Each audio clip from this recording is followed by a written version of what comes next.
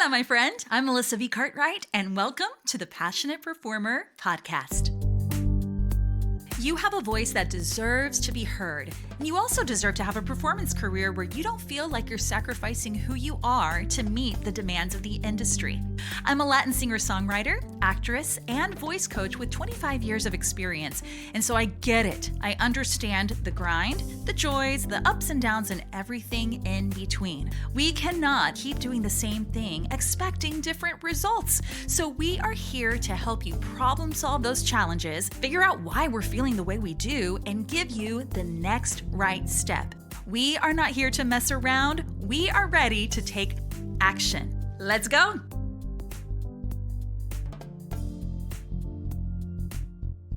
Ooh, this question gets asked a lot. I have felt it. I know you're feeling it. In fact, this one came directly from one of our listeners. I'm going to read it to you right here. Could you talk about how to handle when things go wrong in an audition? The accompanist can't sight read, tempo gets messed up, someone sings the same song as you. Insert whatever audition woe that you have experienced. And so obviously, I just named the what. You're feeling kind of crappy about the audition. Maybe you sang everything exactly the way that you rehearsed. Or maybe you walked away from that dance call saying, well, I got all the choreography, but I still feel terrible about this audition. Like, what's going on? Let's go ahead and jump right on in. There's a lot of factors here at play, but I want us to get really, really specific. And of course, give you some things that you can think through and walk away from this episode thinking, this is how I'm going to do it differently next time. So there is a lot going on in the audition space. Whether you have an appointment time for a professional audition and you're only seeing the director, the music director, whoever is behind the table, even in that closed space, the stakes are high. They feel high, don't they?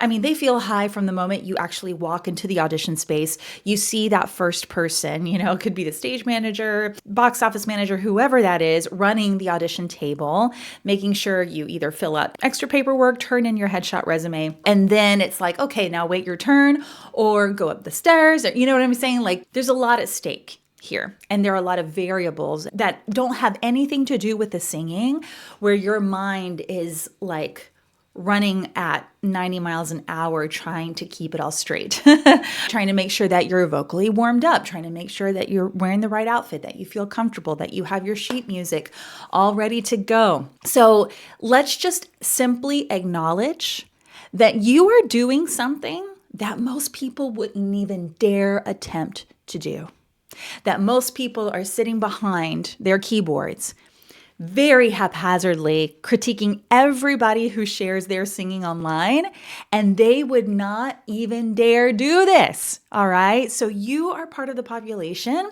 that is taking messy action. You are going after what it is that you want to do, and that in and of itself is admirable, okay? So I want you to take a deep breath and just remember, wow, I did it. And there was a time when I think I couldn't do it. But you did. There's a lot going on.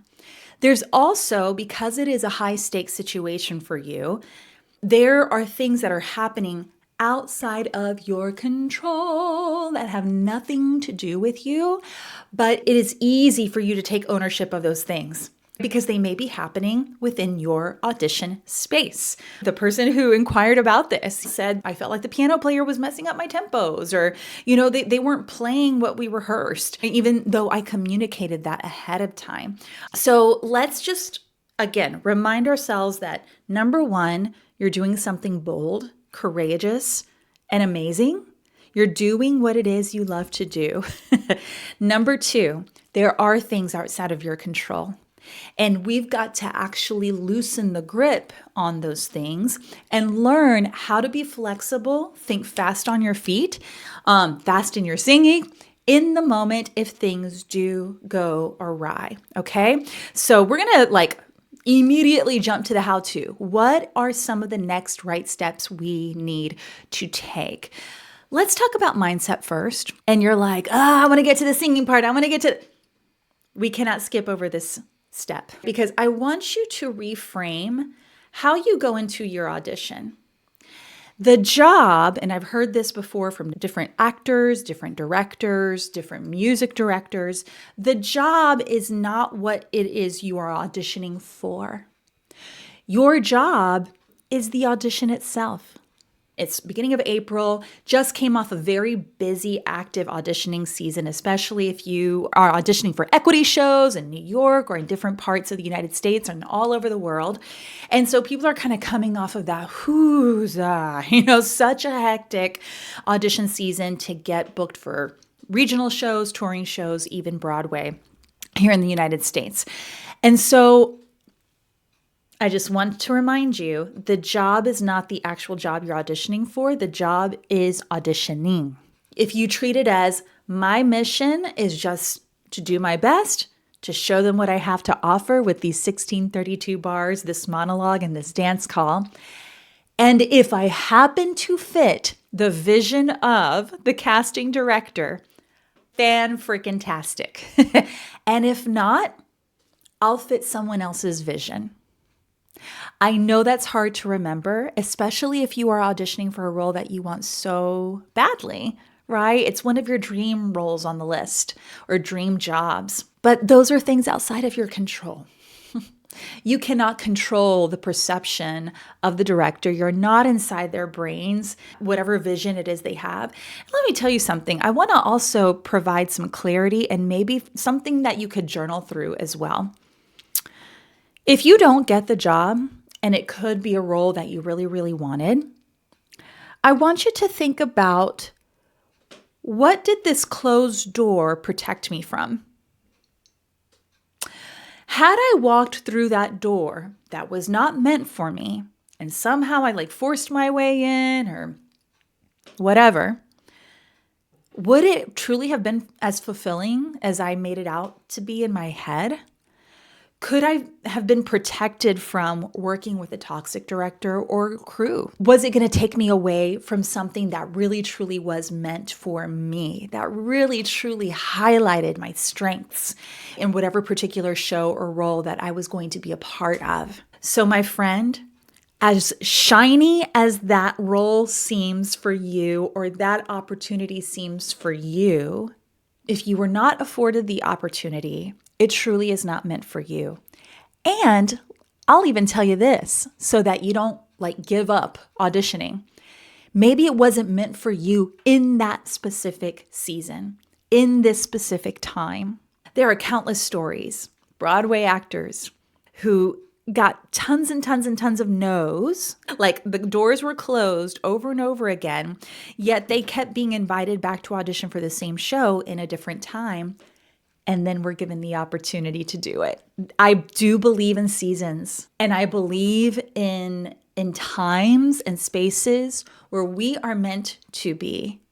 And so, my friend, please don't see that closed door as though it is never, ever, ever meant for you. Could be that it is never, ever, ever meant for you, but not because it is a reflection on your skill set. It's because there's something else that's meant for you that will help you shine. And I gotta say this. Let's say that there was something within your control that happened, right? Maybe the voice cracked. Maybe we didn't pick up on the choreo as quickly as we wanted to. I don't want you to see those O's, it's not meant for me, and then you know that you didn't necessarily do your best. I want you to take those moments to reflect on, okay, maybe this is just simply showing me an area in my artistry that I need to spend a little bit more time honing, that I need to maybe work with a coach or take a few extra classes to sharpen my skills. That is not a reflection on your self-worth. Please hear me. This is not a reflection on your self-worth. It means you're going to take ownership of what is within your control. And let's say that dream role that you're going for has a certain note that is required of the actor to sing in a certain way. Then you're going to invest time and training to work on that so that you walk into that room knowing I have done absolutely everything within my power to prepare. Again, this is what I can offer you. Let's see if this fits your vision. So from a mindset standpoint, think about what was in your control, what's out of your control. Think about even previous performance experiences. If there's been a closed door that you remember, what happened after that? What did you book after that? Had you been able to have those beautiful opportunities? Had you been preoccupied with the other tour, with the other show? You see what I'm saying? So there's basically like destiny, like what is going on in the events of your life, and then evaluate, they wanted me to belt this particular note at a C5. My belt at that part of my range feels a little shaky. Let me go back and practice some more, maybe work with my coach on that. It brings you to a place of neutrality, and the emotions and the entanglement of the I suck narrative that's trying to play over and over again in your mind quiets down, and you just look at things from a bird's eye view, from a better place of neutrality. Working with a coach or with a trainer or with a mentor can help you do this as well, because then you have a space to vent, to be able to express the fact that all these things were nuts in the audition process and it made me feel this way. And somebody can give you tools to reframe what it is that's going on in your head. And a lot of coaches and mentors, myself included, have not just been in the audition process, we've also been behind the table. So having someone's perspective from both the actor, the singer, as well as the director will also help you think about all the things at play in the audition room. I opened up our conversation talking about how there is so much going on for you as the actor. Holy smokes, that there's so much going on for days straight for the casting team. So think of all those pieces of the puzzle coming together, and you may or may not fit into that picture that they're trying to create.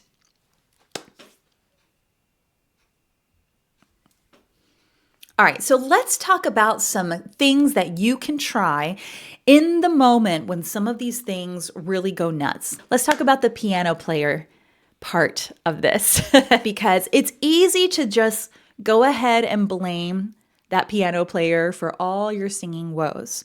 But here are some things that you can do to build a very quick moment of camaraderie and respect when you walk into the audition room. I'm actually surprised that I have to remind my semi-pro and pro singers about this over and over again, but it is true, and I'm going to say it here too, even if you consider yourself an amateur. The energy that you carry when you walk into that room can be felt, can be seen before they even hear you. If you walk in with being polite, being cordial, addressing, saying hello, greeting the casting team, walking over to your piano player, thank you so much for doing this for me today. This is where I'm going to start. This is where I'm going to finish. You've laid out all the sheet music in its order, clearly marked for them to accompany you, okay? And you give them a set tempo. Now, sometimes they don't follow it. I get it. I've been in those situations as well. But again, you have done everything in your power to clearly communicate. So if you did not do that in the first place, think about how you walk into the room, how you set yourself up for optimal success as best as possible. Again, that's something within your control. You clearly communicated what your needs were. Number 2, let's say that you did all that and they still didn't follow your notes or your tempo. If something is going too fast or too slow, you can stop and start over. I'm going to say it again. You can stop and start over. You do not have to rush your audition, okay? And don't let anyone feel like chop, chop, chop, okay? That is your designated time, and you deserve to take up the space within it. Plenty of people do it. There's no reason that you can't do it either. And who knows, maybe that second time might also be a moment for your piano player to get resettled, you as well. You just stop and start over. If you've done that and it still sounds a hot mess, you can keep going because I'm trusting that you've done everything in your power to be well rehearsed. Or You can just simply ask to do it a cappella. I have seen this done in semi-pro circumstances. If you are a pro actor singer and this has happened to you as well, feel free to reach out to me DMs. I'm curious to hear your stories about how you navigated this. But at the end of the day, if you just need to do it a cappella, you just do it a cappella and you deliver. Because you need to feel like you can execute it to the best of your ability. Again, I'm assuming that you're so well rehearsed that you've done the work to execute it, whether it is faster or slower. But don't let that derail you from delivering a performance. Let's say you do decide to keep going with a tempo that you're not used to rehearsing. That means you may have to simplify some of your vocal choices. For instance, if you're singing a song that had a lot of vocal embellishments like riffs and runs, it's too fast. You feel like it's going to be too fast for you to deliver those clearly, then just simplify those patterns. Simplify those patterns. Don't try to do the full run. Don't try to do the full vocal trick. Simplify and deliver a clear vocal. That is what is most important in that moment. So those are a couple of things to keep in mind. Let's say you're in an audition situation where you don't have a designated private time. This is very common in community theater setups, or if you are a teen singer and you're auditioning for your school plays, a lot of times you have to end up auditioning in front of all your fellow castmates, potential castmates, right? Or fellow auditionees. So this can be a little rattling because you were hoping just to audition for the table or for the director. But here's a couple of things, visual things that you can try. Hopefully the theater room is dark, like the lighting is just on the stage, so it's probably hard to see faces in the crowd. That's a bonus. Pick your focal points in the room. Who or what are you going to sing to visually so that you don't let the extra bodies in the room derail you? Now, this question came in, and this is something that is probably the most nerve-wracking for most singers and can really, really set off the comparisonitis. You heard your audition song previously, before you, like multiple times. You chose a song that was a popular choice. That's okay. Here is the reframe that I want to offer. Let's say you auditioned with My Days and you've already heard 4 versions of My Days before you step up to the plate. You say, that's great. They've never heard it the way that I sing it. They've never heard it with the emotional delivery that I'm going to give them. They've never heard it from this individual who's bringing their life experiences into the acting and singing it to them the way that only I can do it. That reframe, that affirmation, that mindset shift, whatever you want to call it, that mantra is yours to own. That is what is within your control. The fact that you heard your song 4 times before that is outside of your control. So do not torture yourself with extraneous circumstances that you cannot do a single thing about. But you can own what's going on in your thought process. You can own your vocal choices. You can own your acting choices. And you can get up there and even be a little cheeky and smile at the fact that your version of My Days is the 5th one that they've heard that day, but they've never heard the way that you sing it. Ooh, that gave me chills.